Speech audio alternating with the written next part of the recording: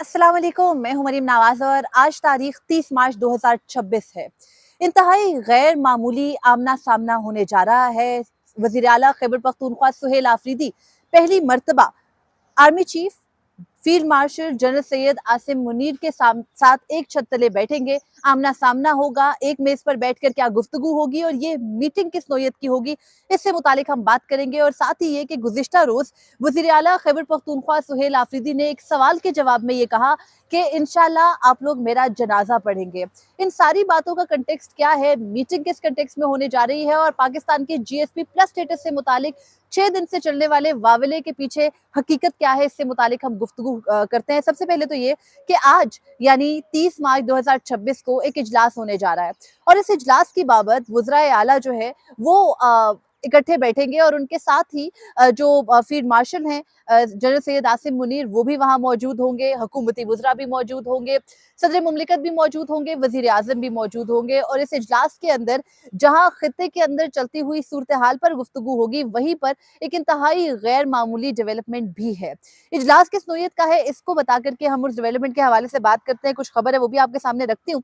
सबसे पहले तो ये कि आपको पता है कि गुज़िश्ता रोज जो 4 ममालिक के वज़राए ख़ारजा हैं वो पहुंचे इस्लामाबाद और इंतहाई गैर मामूली किस्म की डेवलपमेंट गुज़िश्ता रोज भी ये हुई कि मौजूदा सूरत हाल में ईरान के साथ जंग में पाकिस्तान की ना सिर्फ जोग्राफियाई ज़रूरत और अहमियत बहुत ज़्यादा है, बल्कि जो पाकिस्तान की पोलिटिकली भी सिचुएशन है वो खासी अहम हो चुकी है। जहाँ पाकिस्तान पे इफेक्ट आ रहा है, हमारे मुल्क में महंगाई बढ़ी है, उसके साथ ही पाकिस्तान की का किरदार जो है वो इस वक्त खित्ते में अहम है और इसी वजह से पाकिस्तान मरकज भी जो है वो तवज्जो का बन रहा है मुख्तलिफ तनाजुर से देखते हुए। तो गुज़िश्ता रोज मुख्तलिफ ममालिक के यानी तुर्की के, मिस्र के, सऊदी अरब के वज़राए आला जो वज़राए ख़ारजा जो है वो आए पाकिस्तान और एक इंतहाई अहम इजलास हुआ जिसके अंदर जो सिक्योरिटी सिचुएशन है उसका जायजा लिया गया, जंग को रोकने के लिए, उसके खात्मे के लिए तरीक़ेकार सोचा गया। फिर उसके साथ ही आपको पता है कि जो अमरीकी सदर हैं, रोज़ाना उनको एक नया बुखार होता है, रोज़ाना वो एक नया बयान देते हैं। वो अब ये कहने लगे हैं कि जी ईरान के अंदर रजीम चेंज तो उन्होंने कर ली है, ईरान के अंदर यूरेनियम निकालने के लिए वो अपनी ज़मीनी फोर्सेस उतार सकते हैं, लेकिन जंग जल्द खत्म हो जाएगी। यही उनके सेक्रेटरी ऑफ स्टेट भी कह रहे हैं, यही उनके वाइस प्रेसिडेंट भी कह रहे हैं। इसका तरीक़ेकार क्या होगा ये देखना होगा, क्योंकि ईरान एक कदम भी पीछे हटने को तैयार नहीं है। अब तक ईरान ने सरकारी तौर पर अमेरिका के साथ मुज़ाकरात करने, उनके साथ एक मेज़ पर बैठने या उनके किसी भी मुतालबे को पूरे करने पर अपना जो अब उस पर अपनी आमादगी ज़ाहिर नहीं की। तो पाकिस्तान इसमें अपना रोल तो प्ले कर रहा है, उसके हवाले से बहुत अहम डेवलपमेंट्स भी हो रही हैं। बीजिंग जा रहे हैं वज़ीर ख़ारजा इसहाक डार, गो के गुज़िश्ता रोज़ वो गिर गए थे और उनको जो है वो ज़ख्मी भी हो गए, लेकिन उसके बावजूद ये सब चल रहा है। लेकिन इसी तनासुर में मुल्क के अंदर दाखिली सिचुएशन को देखते हुए मुल्क के अंदर जो मेजर्स लेने हैं, यानी लॉकडाउन लगाना है, नहीं लगाना, जो खित्ते की सूरत हाल है उसमें पाकिस्तान का किरदार क्या है और जो इफेक्ट्स हम पर आ रहे हैं उनको टैकल कैसे करना है, इसके लिए तमाम बड़ों ने सर जोड़ने हैं। पिछले हफ्ते एक मीटिंग होना थी, वो नहीं हो सकी कुछ वजूहात पर। इस हफ्ते दोबारा वो इजलास जो है वो होने का इम्कान था। अब से कुछ देर पहले ये खबर सामने आई कि अब सदर हाउस में आज, यानी जिस वक्त हम ये गुफ्तगू कर रहे हैं, हो सकता है जिस वक्त आप ये देख रहे हों, दिन जो है वो 1 बजे का टाइम हो रहा है, उस वक्त उसके बाद जो है वो ये मीटिंग इंतहाई गैर मामूली हो सकती है, जो सदर मुमलिकत के सरबराही में होगी, यानी आसिफ अली जरदारी उसको चेयर कर रहे होंगे और इसमें मशरिक़ वस्ता की सूरत हाल और पाकिस्तान की सालसी के मामले को जो है वो देखा जाएगा।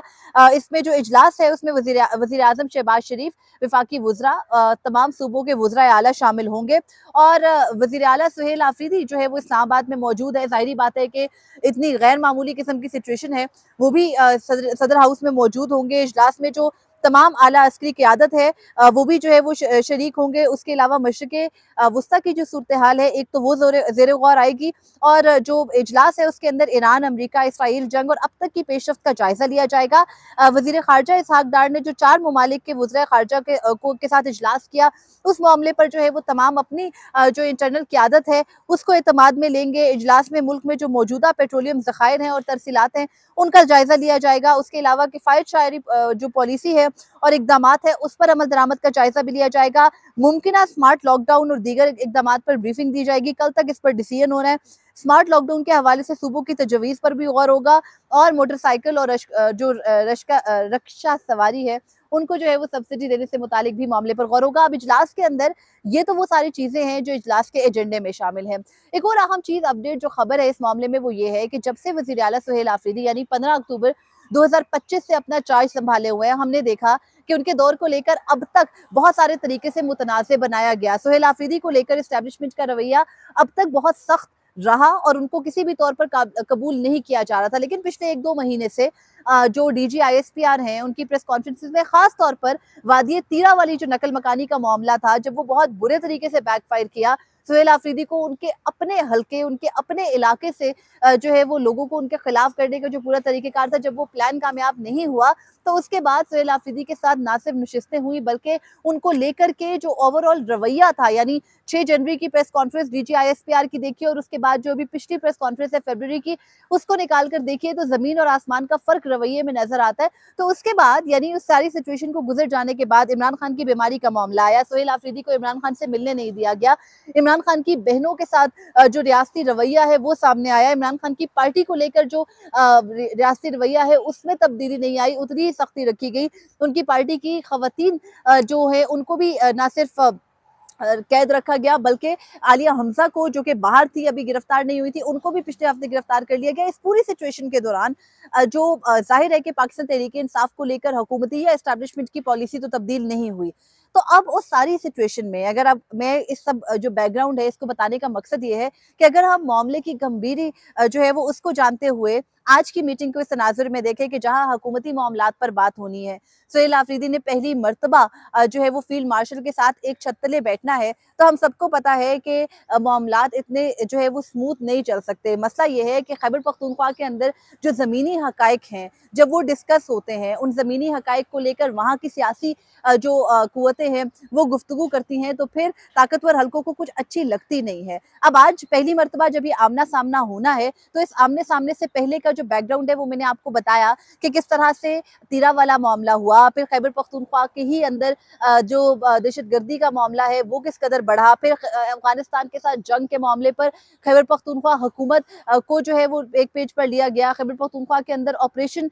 जो किए गए उनमें एतमाद में नहीं लिया गया। बहुत सारे फैक्टर्स के बाद आज की मीटिंग को अहम तरीन तनाजुर में देखा जा सकता है। इससे कबल सुहेल आफरीदी की मुलाकात हुई थी फरवरी में वजीर आजम से पहली मरतबा, और जब वो बाज़ाब्ता मुलाकात हुई थी तो उसकी तस्वीर जो जारी की गई थी वो बड़े हंसते खेलते माहौल में थी, लेकिन जराए से जो खबरें सामने आई थी और वजीर आजम से मुलाकात के बाद सुहेल आफरीदी ने जब बाहर आकर मीडिया से गुफ्तगू की थी, तो उस मीडिया की गुफ्तगू और जराए से आने वाली खबरों से ये वाज़ेह था कि मीटिंग में सब कुछ अच्छा नहीं गया, बल्कि वहां पर तल्ख कलामी भी हुई, सख्त जुमलों का तबादला भी हुआ। तो उसके बाद आज की मीटिंग में जब गुफ्तगू होनी है, जब हुकूमत के साथ ऑलरेडी सुहेल आफरीदी का मुसलसल चलता हुआ ये टाकरा आ रहा है कि जी हमें आप जो हमारा एनएफसी अवार्ड में शेयर है वो नहीं दे रहे, हमारे अरबों रुपए यहाँ पर विफाक के पास फंसे पड़े हैं, जब आपने इंजमाम किया फाटा का तो उसके बाद आपने सूबे को इसका जो मुमकिना जो उसका शेयर था वो आपने नहीं दिया। तो उसके बाद अब पहली मर्तबा जब सुहेल आफरीदी एक मेज पर बैठेंगे तो जाहिर बात है कि डिस्कशन तो ये होनी है ना कि पीएसडीपी फंड के अंदर से आपने जो है वो 100 अरब रुपए काट करके फ्यूल की कीमतें बरकरार रखी हैं, आप आवाम के लिए ऑलरेडी उसमें से भी आपने उसमें से 6 अरब रुपए 6.5 अरब रुपए फाटा को अभी जारी होने थे वो आपने रख लिए, और वो आपने पेट्रोल की कीमतों के अंदर जो है और पेट्रोल के प्राइसेस की मद में उसको जस्टिफाई कर दिया। तो फिर इस सिचुएशन में गुफ्तगू जाहिर बात है कि हर एंगल से होगी। सुहेल आफरीदी इससे पहले भी बैठकर बहुत मुदल्लल अंदाज में प्रेस कॉन्फ्रेंसेस करते हुए पिछले एक हफ्ते में सियासी रंग के अलावा ये बता चुके हैं कि उनका कितना शेयर बनता है, इस शेयर के अंदर हुकूमत उनको क्या क्या दे नहीं रही है, उनके सूबे का हक कितना है, उसके अदम मौजूदगी में सूबे के अंदर डेवलपमेंट कैसे हो सकती है, बाकी सूबों के साथ तकाबली जायजे में खैबर पख्तूनख्वा को किस तरह से जानबूझ के पीछे रखा गया, ये सारी डिस्कशन होगी। और फिर इस सारी डिस्कशन को जहां हम कहते हैं ना कि मुल्की मफाद आता है, वहां पर जब अवामी मफाद डिस्कस होना है तो हम सब ये जानते हैं कि फिर जो है वो पीटीआई का जो स्टैंड है या सुहेल आफरीदी के जो अल्फाज हैं वो गिरा गुजरते नहीं पसंद आते, क्योंकि मसला ये है कि मौजूदा वफाकी हुकूमत हर बात में जो है ना वो साथ ही चलती है, हर मामले पे वो जो भी इस्टेब्लिशमेंट का या